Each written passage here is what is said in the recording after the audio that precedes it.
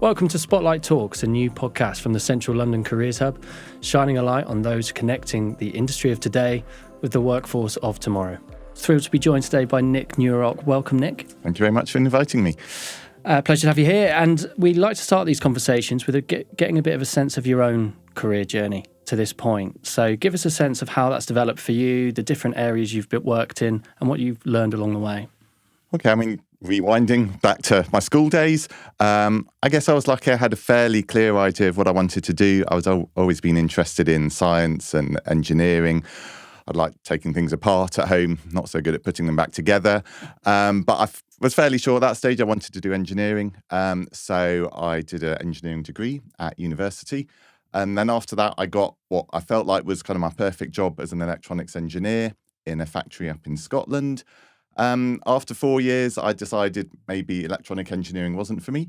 And over the next couple of career changes and kind of 5 years, I switched over to software development. And that's where I've been since then, really. I landed a job in the corporate world at Transport for London, TfL, who run the public transport network in London. I got a job with them joining at the beginning of a major new project in 2010. Spent 5 years working on software project delivery. Then after that, I moved into a management role, looking after the graduate and apprenticeship training schemes for software developers at TfL. Then after 11 years, so that's the longest I ever spent at one employer. After those 11 years, I decided to quit the corporate world, set up my own business. And that's what I'm doing currently, running educational workshops focusing on AI literacy for primary and secondary schools. And it was at that point when I left TfL that I volunteered to become an enterprise advisor. Amazing. So, we talk to young people all the time about the pressure that they feel in terms of getting those early steps right. You seem to be somebody who's modelled a kind of try it and see approach. Is that fair to say? Yeah, at the time, you're not really aware that you're trying it and seeing. I suppose I was just trying to move into something that I liked the look of. Because when I had my first job as in the engineering firm, it takes time to settle into a job, and then it takes a bit longer to realise maybe it's not quite what you expected. And so I was looking kind of a bit longingly at the other roles in the company. There were some people doing coding, software development, and I thought, well, I'd like to have a go at that. But the problem was I'd never been taught how to code. Right. So, I had to teach myself. So I guess that's the first big step. And I would always say to young people, don't expect to be able to map out your entire career at the age of 16 or 18 when you leave school. It is inevitable, and I'd actually say it's a really good thing to accept that your career will not be linear and that it will kind of meander. And as long as you have the motivation to want to change and you don't just get kind of stuck in a rut in a place that you don't really want to be, because that's never going to be an enjoyable experience. As long as you have that motivation to steer your career, you're going to enjoy the work much more, and you're going to get to where you want to go. And it's not always obvious what steps you need to take. Teaching myself how to write software, in those days, there were no YouTube videos. So I had to get a big fat textbook and read it cover to cover. But it kind of did the job. So you make use of all the resources you can. And I'd say that, sorry, no, I won't say anything more. I'll stop now. That's fine.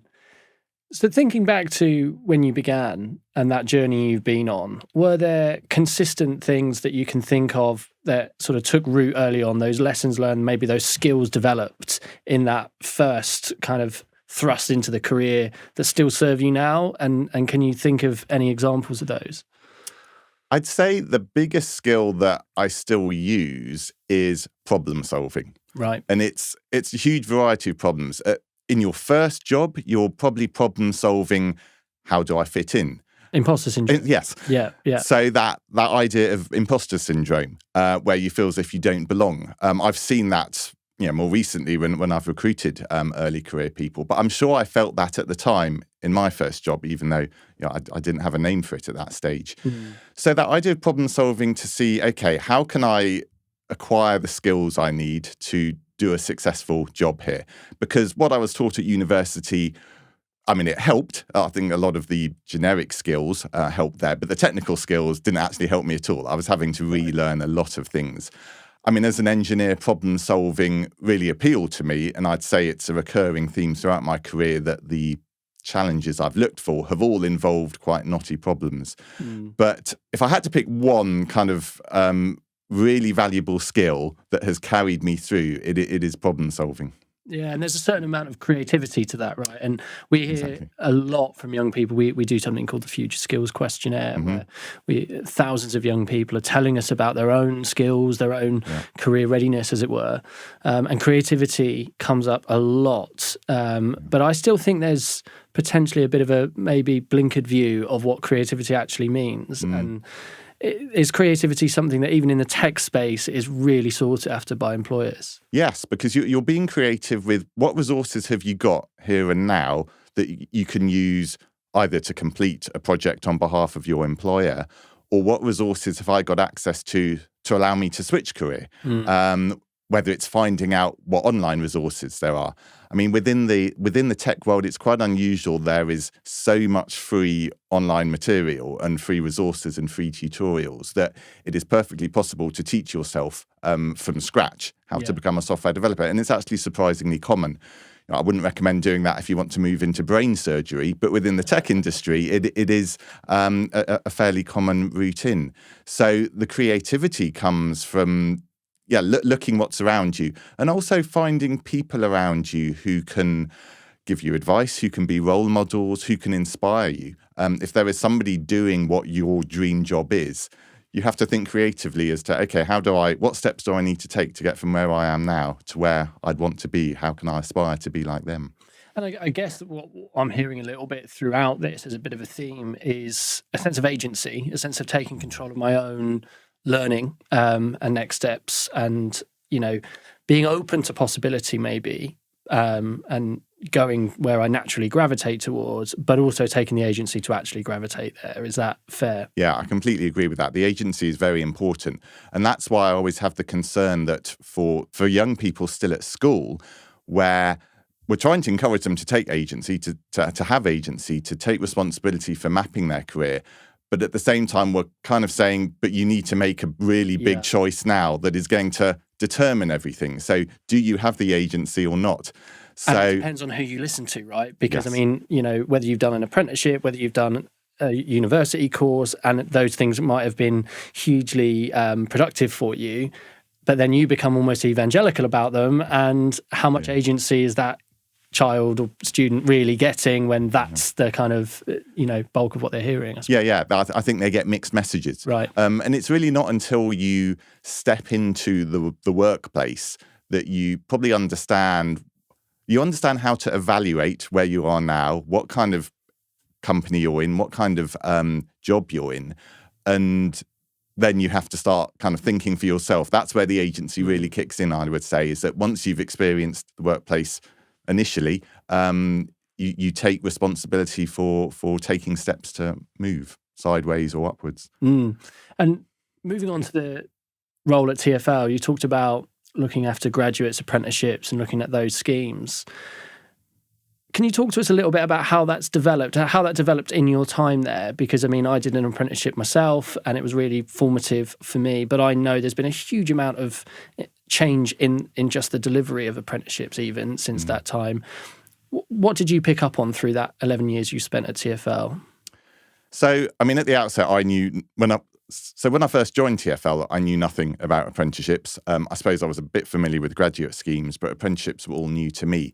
So for the 5 years where I was managing the schemes, I was kind of having to learn it all for myself, learning how to run a successful scheme and the kind of issues that might arise.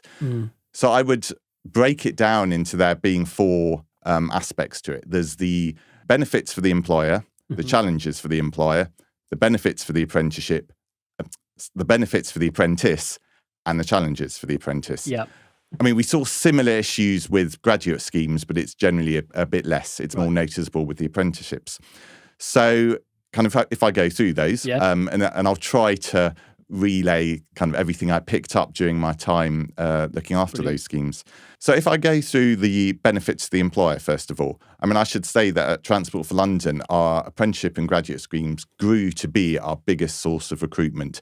Within the tech industry in particular, recruiting experienced people is really hard, and it's very time consuming for the current members of staff. So that's one benefit. The other benefit is that you are home growing a pipeline of talent who have the skills and the competencies and behaviours that you need there and then. And kind of shaping that, right? Exactly, you're shaping them. So that is of huge value to the employer because it gives you certainty about I don't like to refer to them as resources, but as the people you will have available to you for future projects. And it's brilliant seeing them complete their schemes and progress up the company. A third point is actually around diversity. So in the tech industry, like many others, we had a huge underrepresentation of women. And part of the problem is that the pool of people we were recruiting from, whether it's the graduate population of software developers or experienced software developers, the underrepresentation problem exists there as well. So we were restricted to a pool of potential candidates where there weren't as many women as we would hope. By recruiting apprentices from, whether it's directly from schools or as graduates from other careers or from career changers, it widened up the pool of people we could consider as candidates. And the result was that there was a greater proportion of women applying to the apprenticeships than there were the graduate and the experienced hires. And did that need to come with a significant education outreach strategy? Were there partnerships that needed to be formed with the education sector in terms of promoting these roles to them? Yeah, I mean, there's no such thing as easy recruitment. So even when we were recruiting apprentices, we were having to do a lot of, we did school visits and careers fairs in the local area. We had particular target areas and target schools that we wanted to work with.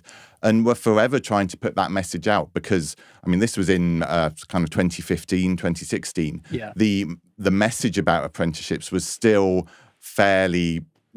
the message about apprenticeships still wasn't well understood. So we were very forever trade focused. Exactly. So, and Transport for London, people might have expected them to have engineering apprenticeships. They probably didn't expect them to have technology. I still think that still exists now. I think there's still a lot of that out there in terms of, I mean, we've seen some brilliant apprenticeships come online in the last couple of years, and look at the growth of T-levels and so on, this sort of investment in the vocational sector. But I still talk to parents now and say, he doesn't want to sit in a classroom for another 3 years. Is an apprenticeship a viable option for him? And I will quote this, well, he's not going to be fixing the roads, is he? We need people to fix roads, and that's a perfectly good job to have.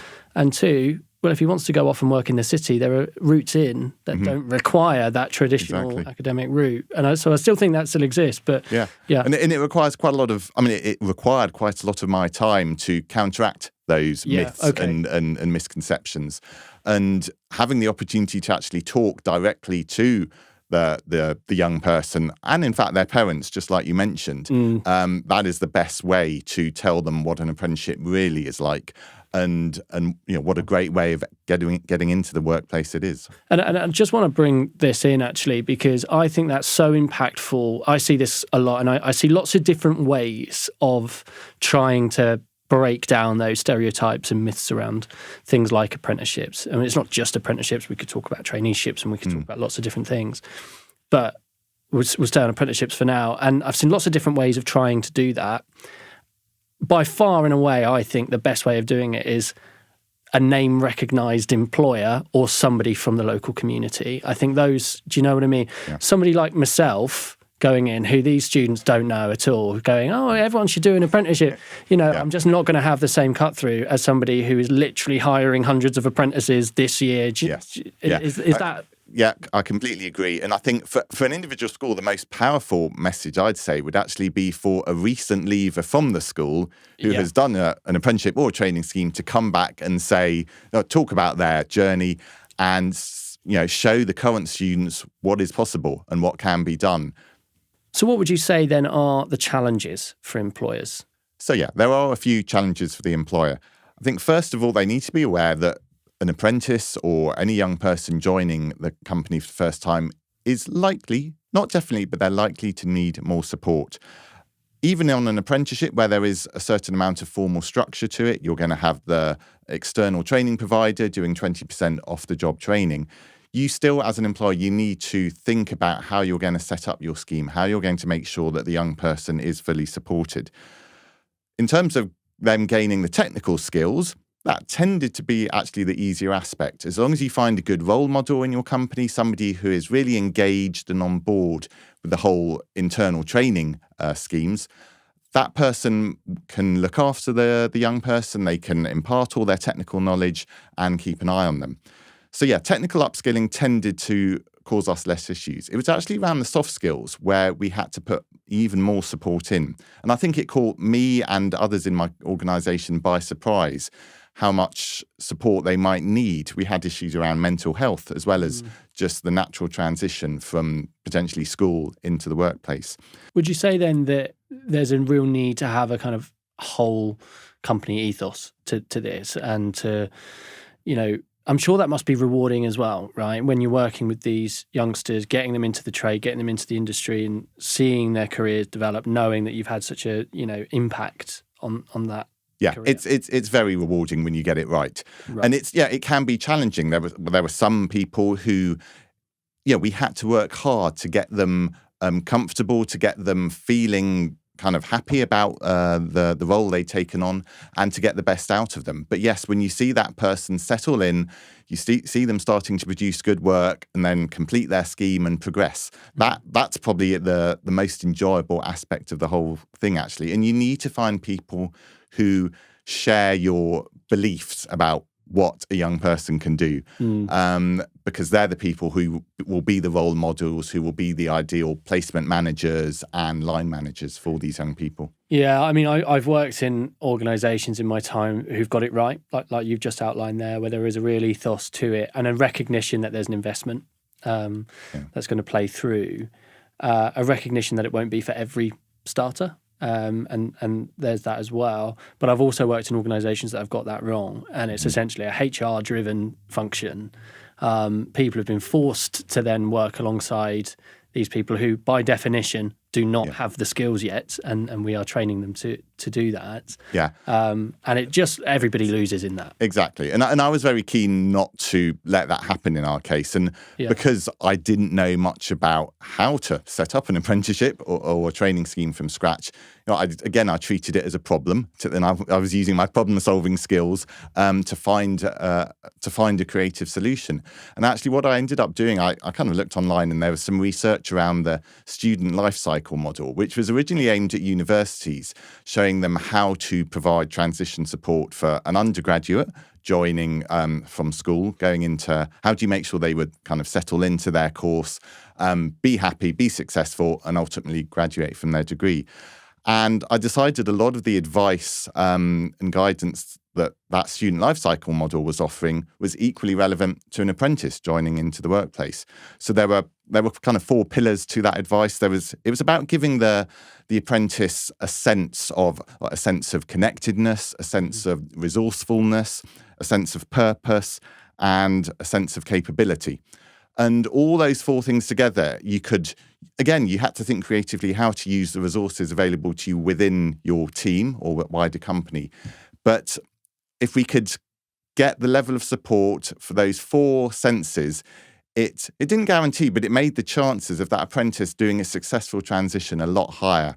So I was taking steps to address all of those 4 areas of the student life cycle model.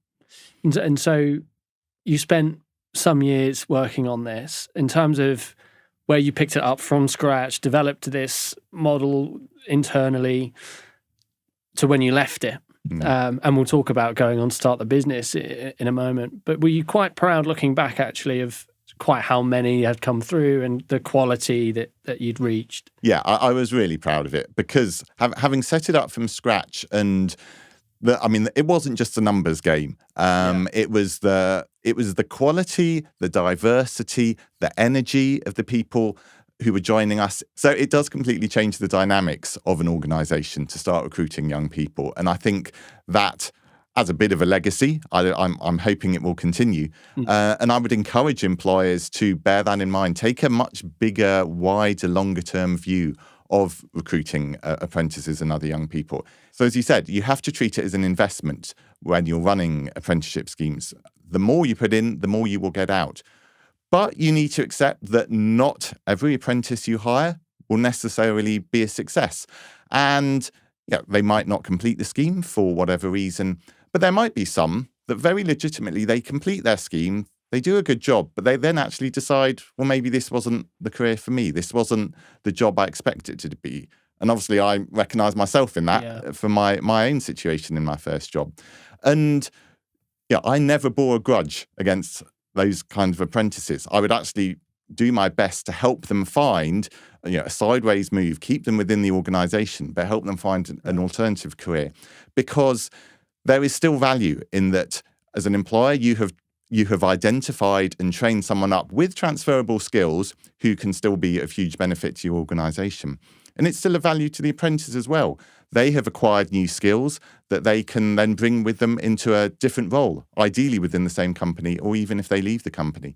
But it's that learning experience that you can only get by trying a job. So one of the things that I'm really excited about, and it's great to hear you talk so passionately about apprenticeships, is the policy landscape and the kind of current debate and conversation and the focus that's really being put on apprenticeships at the moment.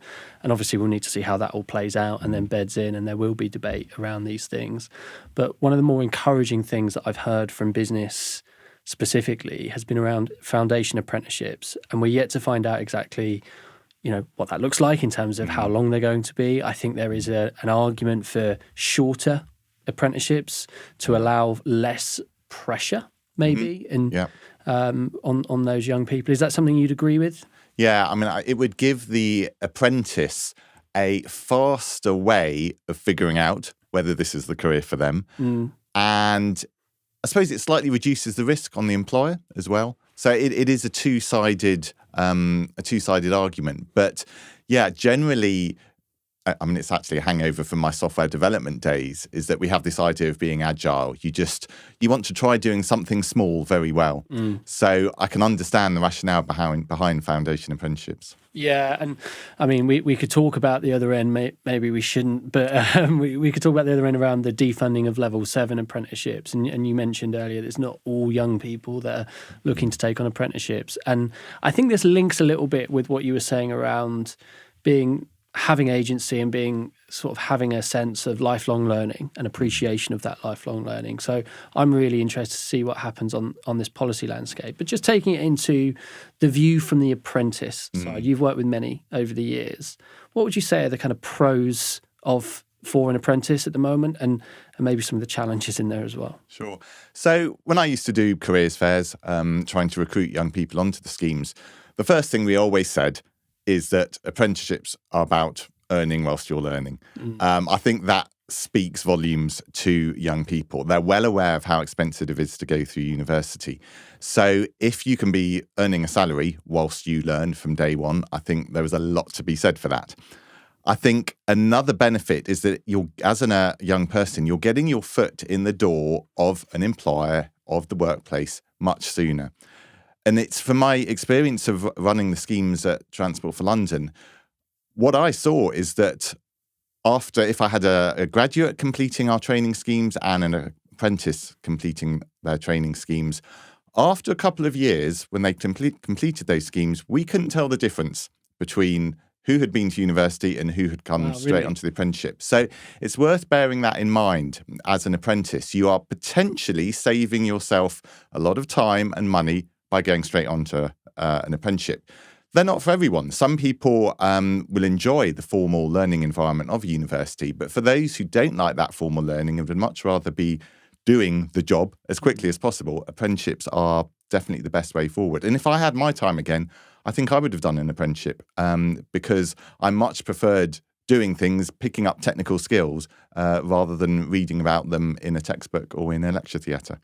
And finally, the third key advantage for an apprentice, particularly in a technical area such as software development, is that they are learning the current technical skills from day one. If you go to university, there is quite a high risk that you're being taught 5-10 year out-of-date technology. Whereas if you're picking everything up in the workplace, it is very current. It is the skills and it is the skills that current employers want. So that is a huge bonus point in terms of apprenticeships. But on the other hand, there are challenges being an apprentice. It is very competitive to find an apprenticeship. It's not an easy route in by any means. And once you are lucky enough to have found an apprenticeship, you are kind of thrown in at the deep end. And that's where you need to be looking to see which employers are offering the level of support which I want or which I think I'm going to need.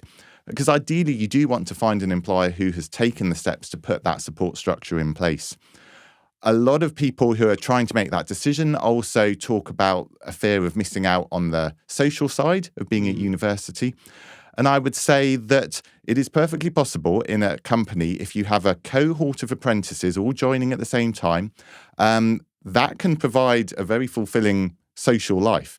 And it's also providing a peer-to-peer support network for you. So you're going through shared experiences with people and you feel connected with the other apprentices from day one. So that is something I always tell potential apprentices to look out for when they're selecting a potential employer. And what is actually quite interesting, we work with universities all over the place, actually, in terms of promoting that pathway also.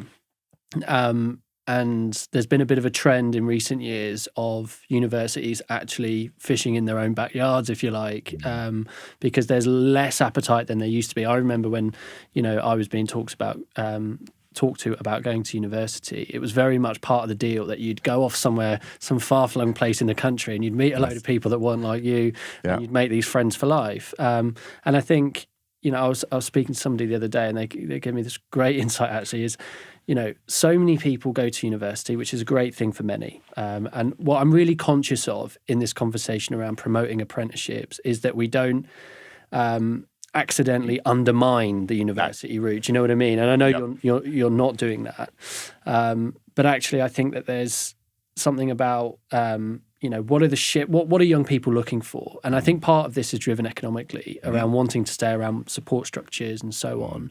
But is there, as I say, I was talking to somebody the other day and they were saying, well, a lot of people do talk about the social aspect and you meet loads of friends at university. Is that university or is that just being 18 and just, getting out in the world? And is that just what you do at 18? Yeah. And I don't think it is exclusive to universities and it shouldn't be exclusive. And it's, again, I come back to that idea of shared experiences. You can have those shared experiences at university, in a workplace, completely outside those, just within your own personal social circles. So it's that. I think at that age, it's probably the sense of connectedness that you feel with other people, maybe your age, not necessarily, but likely your age. That's what you draw energy from. And that's what, hopefully makes it one of the most enjoyable stages of your life. Brilliant. And it's actually really refreshing to hear, somebody who's seen both sides, be able to talk so passionately about both. I want to move on here into your next career move. So 11 years at TfL and then suddenly small business owner. Talk to me about that. Yeah, so I kind of had a bit of an itch whilst at TfL and I thought I wanted to try running my own business. And if not now, when?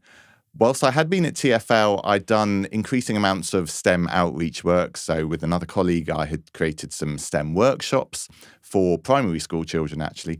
So it comes back to the problem-solving skills that I talked about earlier. How could we explain potentially complex topics around data and technology to very young audiences? And I really enjoyed that challenge. And I enjoyed communicating with young people. So I kind of wanted to do more of that. So I took the plunge. I left TfL. And to be honest, I wasn't quite sure what my business was going to offer. I was thinking maybe it would do just some generic computing workshops for schools. But fortunately, a couple of months after I left TfL, ChatGPT came along, which kind of launched a whole new AI revolution that we're still living through at the moment. And I could see that there was a need to offer AI workshops as enrichment opportunities to schools. There was a lot of kind of hype around AI, and there still is, and there's a lot of mystery about it. And I felt I could use my communication skills, my problem-solving skills, to create a set of activities packaged up as a workshop that would demystify AI. And it's about AI literacy, kind of giving young people the skills they need to be able to decide for themselves whether AI is a good thing or not. So that was the challenge I set myself. And having been an employee for the first 25 years of my career, it felt like a huge step. And I wasn't really sure whether I was doing the right thing. I was still very happy and very comfortable with the technical aspects of running my own business, but things I'd never had to worry before, like sales, marketing, organising business insurance, legal documents, that was all completely new and alien to me. So again, I had to figure out how to do that myself. And I wasn't trying to become an expert sales person. I was just trying to do it sufficiently to get the business going. But even now, there's still things which I'm very comfortable doing, and my friends and family will vouch for the fact that, as an introvert, sales and marketing does not come naturally to me. So I will come up with 101 excuses as to why I don't need to do any marketing today, and I'll be happily tweaking the demonstration of AI that I'm working on at the moment. But again, it comes back to having the motivation to try something different.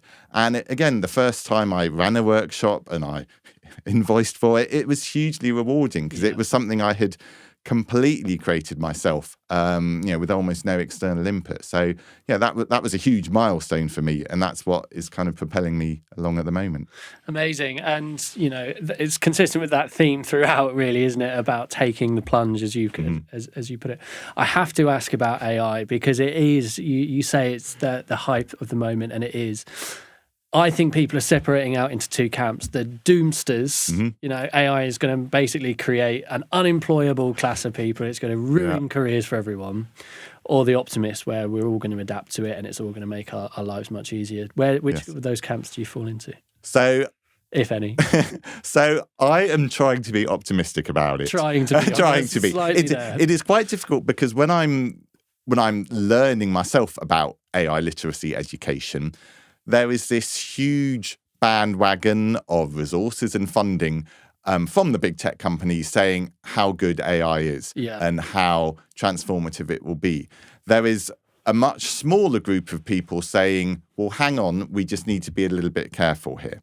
So I want to, so what I do, I'm trying to make kids informed users of AI so that they can actually decide for themselves, wow, that's great, yes, we should use that, or hang on, no, that doesn't feel a safe use of AI. I think the key thing is there will be some things which we definitely can and we will use AI for, and they will make our lives so much better.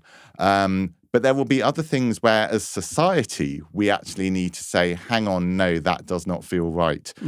And we need as many people within society to have the skills to actually contribute towards that discussion. That is how I think we will end up with the right balance. I don't think we're going to go to an extreme where AI will take over the world and we'll all be sitting around with nothing to do. Robot overlords. Exactly. I wouldn't want to be living in that society anyway. So in whose interest would it be to let society reach that stage?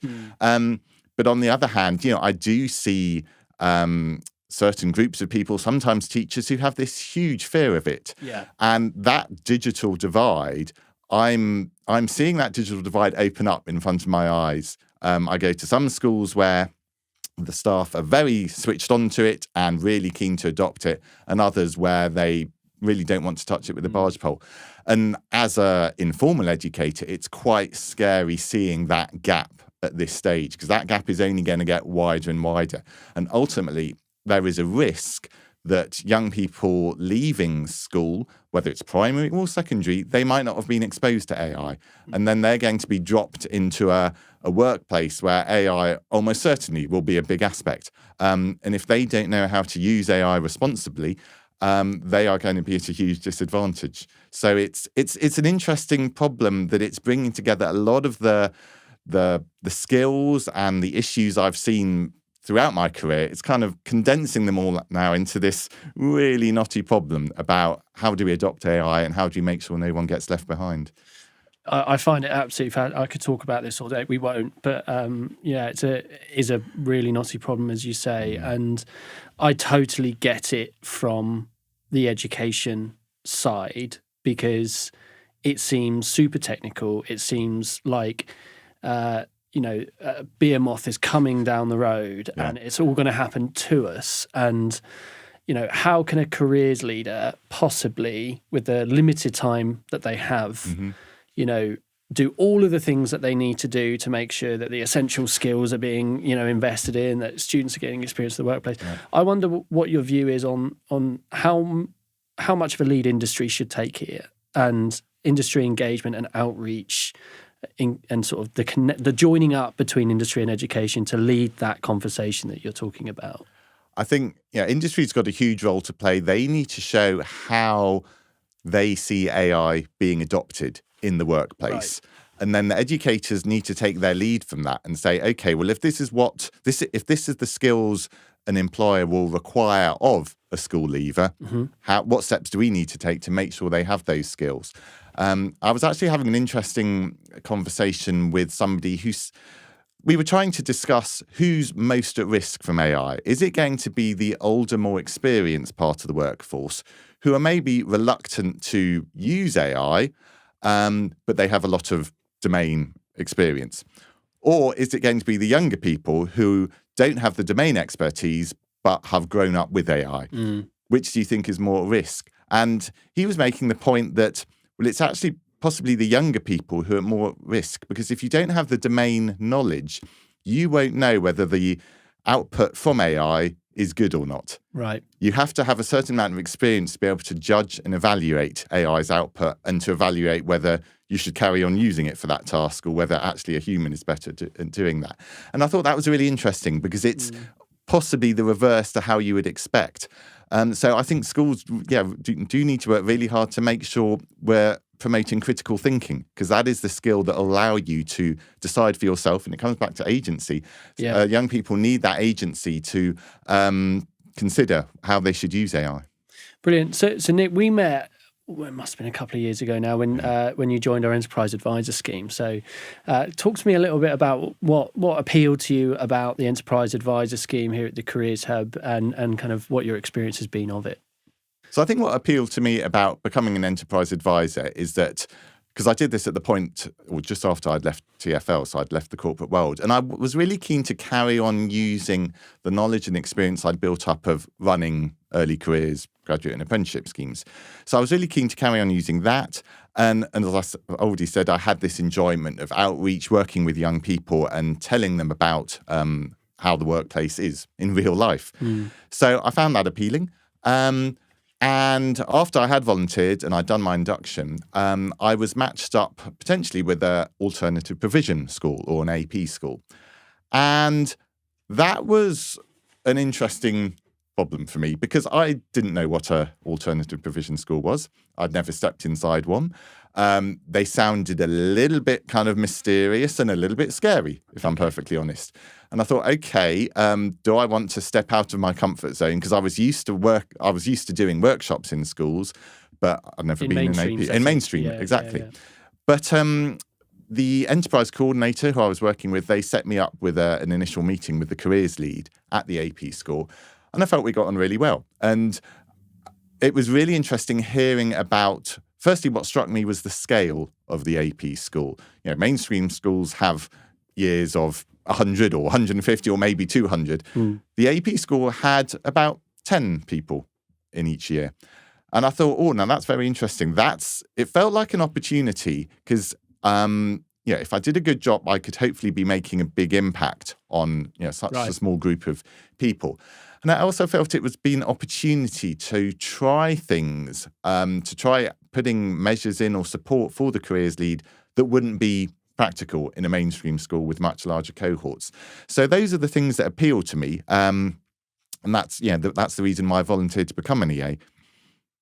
And in terms of going into that alternate provision setting, I totally get that they are very unique. Mm. And the challenges that exist across education, and they may be about resource and time. And this is why services like ours exist to support that as much as we possibly can. And it's great to be able to rely on volunteers like yourself. But they obviously manifest differently in different settings. How have you seen that play out?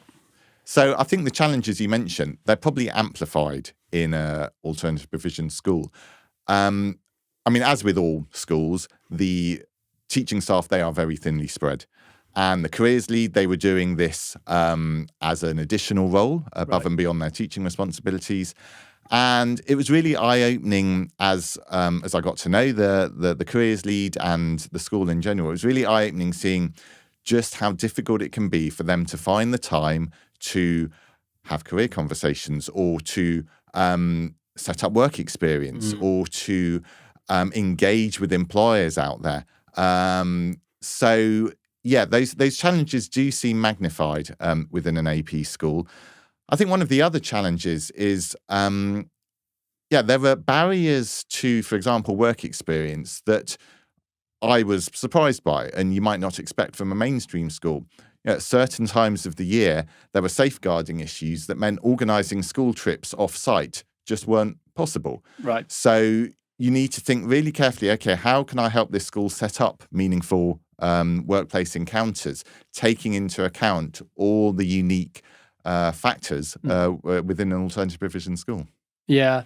And in terms of that, because that bureaucracy exists for a reason, right? And the temptation is to want, we're passionate about this and we want kids out in the workplace, but, it's right that we do it properly. Yes. Have you found any ways of making that more efficient or supporting that senior leadership team of that school in increasing the number of opportunities that these students have access to?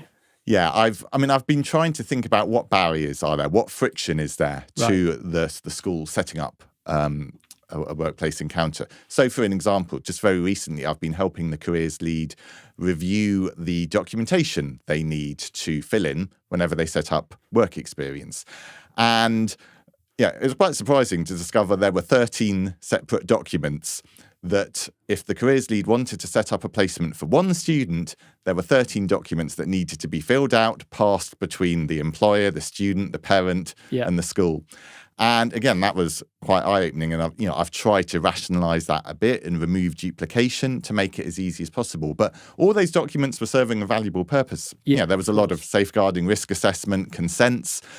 But it makes you realise that if there is that level of complexity to organising a placement for one student, how can we set up, or how can I help the school scale that up? Because even though the year groups are still very small, ideally for the year 10 or 11 students, you're trying to organise 5, 6, 7 placements, all taking place in a similar number of weeks in the summer or the Easter term. So it is challenging seeing that. And I think again, it comes back to this idea of being agile. I'm trying to think, how could we improve work experience so that not just from the school's perspective, there's less bureaucracy, but from the employer's perspective. Right. Because I suspect, and based on my own experience as well, I believe that employers probably overestimate what they need to have in place to run successful work experience. I think a lot of employers are probably still imagining work experience is a 5-day or a 10-day full-on experience where we have to have set up activities for covering 40 hours and you end of up the making student's the time. tea for 3 days. Exactly. It is those end up not being meaningful encounters. No. And I think what's probably more beneficial, again, both to the student, the school, and the employer, is to have shorter, more frequent, more numerous insights, as they're starting to be called these days. And they would require, if you're just taking, as a teacher, if you're taking a group of students in for a half-day visit to the workplace, that requires a lot less paperwork than leaving a student by themselves for 5 days. From the employer's perspective, it means they don't need to organise 5 days, a complete 5-day programme. Maybe they can get more members of their own staff to help just for a 3 or 4 hour period in the morning. And again, it's about those conversations. I think those conversations between students and potential new recruits, those conversations with existing employees, that is what really needs to happen so that the young people speak to people who maybe they aspire to be, or equally they have a conversation with and discover, actually, this job isn't what I thought it was. It's not for me. And you could come to those conclusions over a 3 or 4 hour insight visit, as opposed to needing to plan a kind of an old-fashioned legacy-style 5-day work experience program. And I completely agree with that. And I think that there's such opportunity at the moment for industry to engage, because I feel like we've, in my career, I've seen a shift across the board, really, in the conversation around skills, and careers education has come on leaps and bounds since the formation of the Gatsby benchmarks. And in central London, we've seen fantastic progression against those. We've got some brilliant examples of what you've just been talking about there, about progressive models of work experience, but they are still kind of in pockets. Yes. Do you know what I mean? And I feel like the best practice is kind of out there. There's always going to be debate around resource, and schools are not just about careers. They've got to do a huge number of many things, and I totally get that.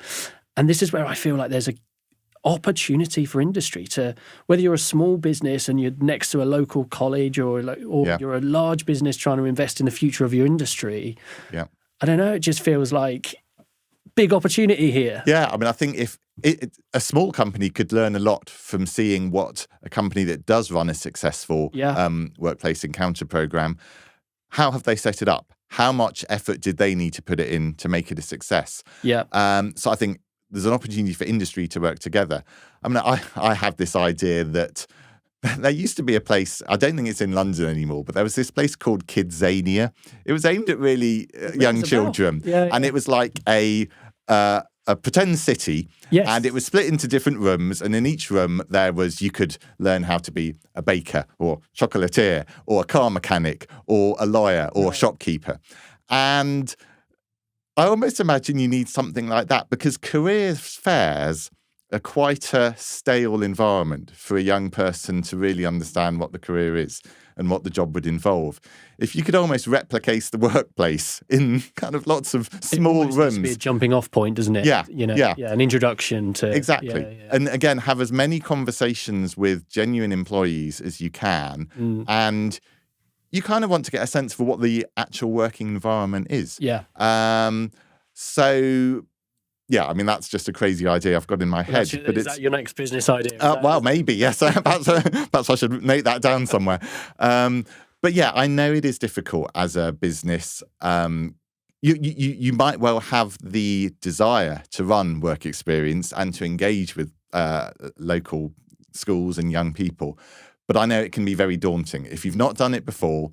And that's where, organisations like the Central London Careers Hub and advice from other employers, I think, could be really useful to help businesses overcome that inertia. And then also for schools to understand that, work experience can be a much lighter weight format, but it can still be equally, if not more, meaningful. Brilliant. Nick, we're coming towards the end of this conversation, and I just wanted to take it to the individual level. We've spoken about the progression of the tech industry. We've spoken about the barriers and the challenges that schools and educators have to unpick, the opportunities that exist for industry. What are you optimistic about over the next 3, 5, 10 years? So with my tech hat on, I'm optimistic about the positive impact that technology is going to have, making the world a better place, tackling big problems. But the other aspect to that is that I'm positive and I'm excited about the role, the contribution that young people are going to have. They've got so much energy. And I would always say to people who have been in the workplace for 10 or 20 years, find a way of going back into a school environment. Yeah. Remind yourself what it was like. I personally find it very energizing when I'm delivering workshops in schools. And okay, it might be a bit daunting the first time you do it, but it does remind you what the purpose of education is. And it reminds you as an employer about something small that might happen at school that could have a big impact on a particular student. It might be a particular teacher who said something to a student and said, oh, have you considered a career in, or have you spoken to this person about a potential career? And actually that reminds me, there's one of the unexpected challenges that the AP schools were facing is that they didn't have access to a qualified careers advisor. Right. And I assumed that would be a big thing, yeah. Yeah, it's a huge thing. I assumed that would kind of be automatic, but it's not. And it seems to be quite a recurring issue amongst schools. And that qualified careers person is somebody who could plant that spark, provide that key piece of guidance, they can raise the aspirations of the young person and really understand what kind of inputs and prompts and nudges they might need. So, yeah, I mean, I do wish that every student had access to those qualified careers advisors. But yeah, as from the employer perspective, go back into a school, remind yourself what it's like. And I think it's just amazing to see what young people can do when you give them the right set of circumstances, when you give them the right set of support. Seeing somebody succeed early on in their career is a hugely rewarding experience, and it's driven a lot of what I've done for the past 10 or 15 years. Well, that seems a perfect note to end on, Nick. Thank you so much for all you do. As an enterprise advisor, you've been amazing for us. If we had 100 more of you, I think we'd be in a good place. So terrifying thought, but thank you very much. Thank you. Thanks for watching Spotlight Talks. For more about our work, just search Central London Careers Hub.